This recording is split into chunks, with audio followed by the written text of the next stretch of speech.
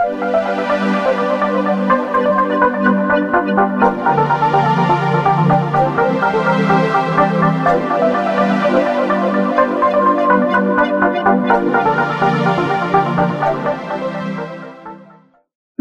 je suis Emmanuelle Labat du blog Formation Quantique. Je suis ravie de vous retrouver pour cette nouvelle vidéo qui fait suite à notre première vidéo qui s'intitule « Comment débute une séance de biofeedback quantique ?» Si vous ne l'avez pas encore vue, alors il est encore temps. Cette vidéo est destinée au grand public afin qu'il sache ce qu'un appareil tel que le SKIO peut révéler comme premières informations délivrées par l'inconscient de la personne qui reçoit la séance pendant les toutes premières minutes au cours desquelles la personne a été harnachée comme nous le montrons dans la première vidéo.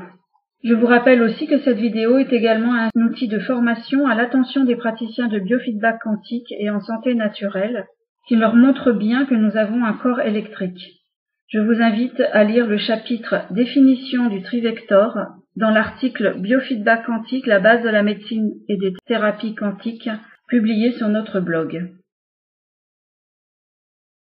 Une fois que les premières formalités du début d'une séance de biofeedback quantique ont été remplies, que vous avez répondu à toutes les questions, le praticien va lancer ce que nous appelons les 3 premières minutes de test.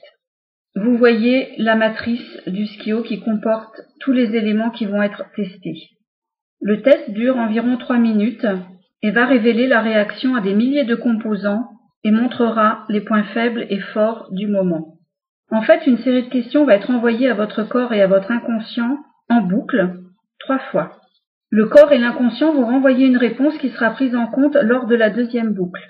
Environ 10 000 paramètres vont être ainsi testés. Par exemple, pour que ça soit un petit peu plus parlant, j'envoie le signal qui correspond à la vitamine C. Imaginez que la fréquence arrive sur le bout de votre langue. Votre inconscient va renvoyer une réponse. Vitamine C, j'en ai assez. Je n'en ai pas assez. Je n'arrive pas à l'assimiler, etc. Cette réponse est enregistrée immédiatement par le logiciel. Lors du second passage en boucle, votre réponse sera déjà prise en compte. Au troisième passage, le SKIO vérifie que les points chauds, les stress détectés lors des premiers passages sont bien les points les plus importants du moment. Voici les premiers résultats que nous obtenons, que vous voyez ici dans cette petite grille d'information bleue. Nous obtenons les 5 premiers domaines de stress, à savoir l'environnement physique ou humain de la personne, le corps physique de la personne, l'état mental, émotionnel de la personne, les relations sociales de la personne et également le plan spirituel, l'ouverture spirituelle de la personne. Avec le SKIO, nous travaillons à tous ces niveaux de la personne. Donc vous retrouvez bien entendu les grands principes de corps, âme, esprit. Mais là, en l'occurrence, le SKIO nous offre l'avantage d'aller un petit peu plus loin que ces 3 domaines bien connus en médecine indienne énergétique. Ensuite, nous obtenons des informations qui sont classées dans ce petit tableau rouge que vous voyez. Nous l'appelons le VAROP. Nous en prendrons que quelques-unes à titre d'exemple. L'ensemble des données qui apparaissent à l'écran dans ce tableau rouge est décrit dans le manuel de formation pour débutants. Nous vous invitons donc à consulter la rubrique manuel de formation sur le blog Formation Quantique. Nous retrouvons les informations du VAROP présentées sous une forme plus simple dans la grille d'information bleue. Alors, prenons-en quelques-unes en détail. V pour le voltage. Le voltage répond à la quantité d'énergie hormonale qui booste le corps électrique. Le voltage reflète la fonction surrénale et la volonté. Le A pour ampérage mesure la quantité de ions électriques dans le corps. Reflète la fonction cérébrale, sérotonine, la force vitale de la personne. Le R pour résistance reflète l'état de santé général, les stress et blocages énergétiques suivants. Dents, système immunitaire, inflammation, dégénération, bactéries. H pour hydratation reflète l'absorption de l'eau dans le corps. O pour oxydation reflète l'aisance du débit d'oxygène dans le corps. Reflète la vitalité des cellules. P pour pression proton, c'est-à-dire le pH énergétique du corps. Selon les chiffres indiqués, nous pouvons savoir si l'ensemble du pH est équilibré. E, pression des électrons, reflète le fonctionnement électrique entier du corps. Donc vous voyez, rapidement, en 3 minutes, nous obtenons des informations qui nous donnent un état, qui nous donnent une image de la santé de la personne, de façon globale, de façon holistique. Le SKIO nous permet également de recueillir des informations sur les stress de façon très agréable. Nous avons les diagrammes de cause et d'aggravation. Commençons par le diagramme de cause. Il nous montre les différents stress que vous pouvez avoir. Il nous indique les causes. Dans le cas présent montré à l'écran, le stress le plus important est la petite portion jaune que vous voyez, c'est le stress avec soi-même. Il arrive en termes de valeur au même niveau que le stress lié à la maladie que vous voyez sur la droite, la petite portion à droite. Dans le cas présent, nous voyons que le stress lié à la famille est celui dont la valeur est la plus basse. J'aimerais vous raconter une petite anecdote. Souvent, lors d'une séance, la personne va déclarer que son fils, sa fille, son conjoint lui causent des soucis. Vous êtes d'accord?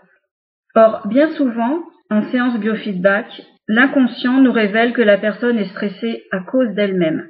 Elle a tendance à projeter les raisons de ses malheurs et de son mal-être sur une autre personne. C'est tellement plus facile de dire que je suis stressée à cause de ma fille. Je publierai prochainement un article plus complet sur les types de stress dont les individus souffrent dans la société actuelle.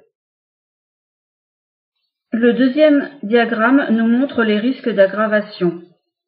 Que se passe-t-il si vous ne faites rien et que vous ne prenez pas conscience de ce qui peut aggraver la situation de stress dans laquelle vous vous trouvez? Dans les cas présents, vous voyez à l'écran, le stress de départ peut être aggravé par la famille. Donc nous avons un stress personnel avec soi-même. Si nous n'y prenons pas garde, le stress familial peut l'aggraver. Vous voyez, c'est la portion violette à l'écran, c'est la valeur la plus élevée. Votre environnement familial pourrait accentuer votre état de stress, ou bien si vous faites un peu trop de bile à l'égard de votre famille, vous augmentez votre propre état de stress. Ce sujet peut faire l'objet d'une discussion avec le praticien de biofeedback s'il le juge nécessaire. C'est amusant puisque la légende de l'image indique ce qui peut aggraver notre test.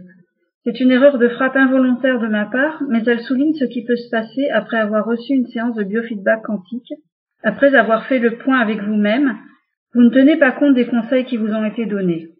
Alors, effectivement, certaines valeurs du test dont j'ai parlé au début de cette vidéo peuvent être aggravées, entre guillemets. C'est-à-dire les résultats seront moins bons. L'organisme continue de trop subir les conséquences du stress. Regardez ce qui peut arriver au bout d'un moment. Un corps complètement stressé, voilà comment il apparaît à l'écran. Le logiciel CLASP32 qui est utilisé avec le SKIO permet de montrer des images vidéo.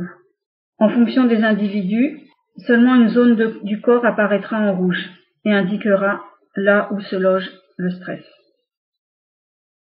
Lors d'une séance de biofeedback quantique, nous allons aborder 2 points essentiels, celui des émotions et l'aura.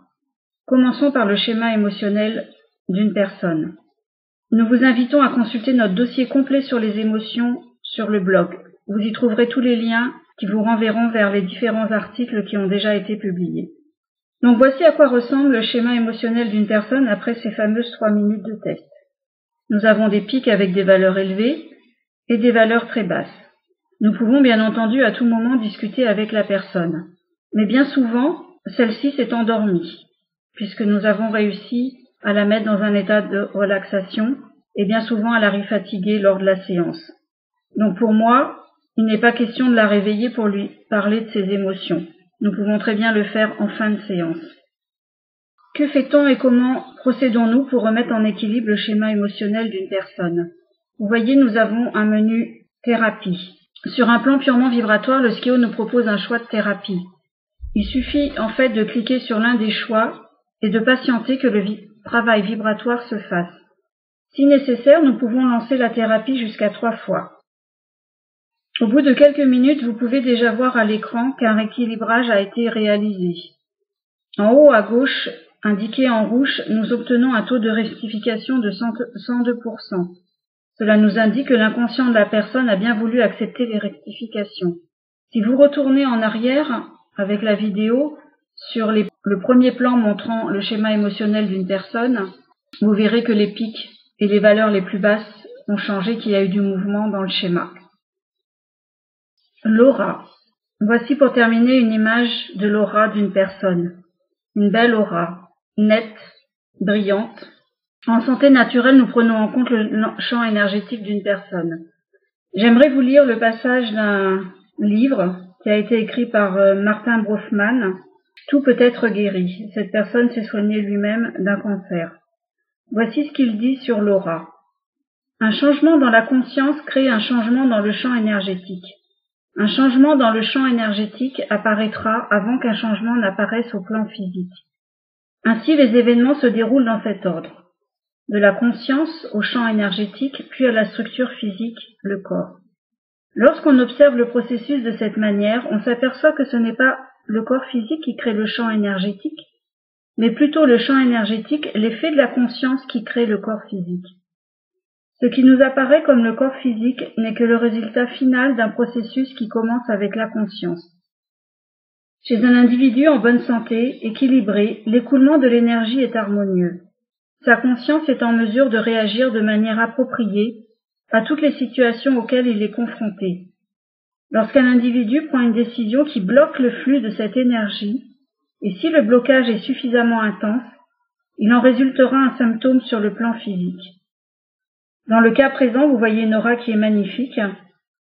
Le praticien de biofeedback peut vous proposer de vous montrer cette image de vous pendant la séance s'il juge nécessaire de le faire. Je vous laisse réfléchir également sur ce petit extrait du livre que je viens de vous lire. Vous pourrez le retrouver complètement retranscrit sur le blog. J'espère que vous avez apprécié cette vidéo et qu'une séance de biofeedback quantique n'a plus de secret pour vous maintenant. Si vous êtes praticien de santé naturelle utilisant le SKIO, vous pouvez bien entendu utiliser cette vidéo pour vous former et la montrer aux personnes qui viennent vous consulter. D'autres vidéos vont être préparées sur des sujets relatifs au biofeedback quantique pour un usage de formation et seront mises à disposition des membres du blog Formation Quantique. Si vous n'êtes pas encore inscrit au bulletin d'information du blog, je vous invite à le faire tout de suite afin d'être tenu au courant de la création d'un espace de membres. Et pour terminer, Marc-Emmanuel et moi-même apprécions également les dons qui sont versés à l'association Emma Baume, une association qui fait la promotion des techniques énergétiques de soins. Ces dons permettent de financer tous les articles vidéos que nous vous proposons gratuitement sur le blog. Merci d'avance. Je vous dis au revoir et à bientôt pour une prochaine vidéo ou un prochain podcast.